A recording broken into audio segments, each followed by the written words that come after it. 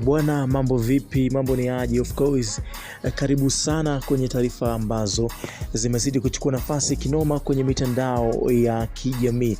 Leo ninayo taarifa ambayo inatoka moja kwa moja kutoka kwao kamati ya tuzo za TFF, ambapo wameweza kutoa nani mchezaji bora wa mwezi Februari, nani bana amekuwa ni mchezaji bora wa mwezi wa pili, nani ambaye ameweza kuwa kocha bora kwa mwezi wa pili, nani ambaye ameweza kuwa mchezaji bora kutokea ligi ya NBC ambapo ni huko championship, nani ambaye ameweza kuibuka mchezaji wa mwezi wa pili. Sasa taarifa kutoka kamati ya tuzo za TFF wametoa taarifa hiyo leo, ambapo kocha wa mwezi wa pili ameweza kuibuka Hamdi ambaye ni kocha wa Yanga.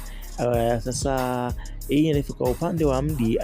Kwa upande wa Hamdi aliingia fainali katika mchakato huo wa tuzo na Fadlu Davis kutoka Simba Sport Club, Fred Mzilo kutoka Pamba Jiji aliongoza Yanga kushinda michezo minne, sare moja, ambapo mchezo huo wa Yanga ulichezwa, ambapo mpaka sasa Yanga amecheza michezo 7. Hamdi aliongoza Yanga ilipotoka suruhu na JKT Tanzania, kisha ikazifunga KMC mabao 1-6, Singida Black Stars 2-1, Mashujaa 0-5 bila, lakini Pamba Jiji wao walikula 3 bila.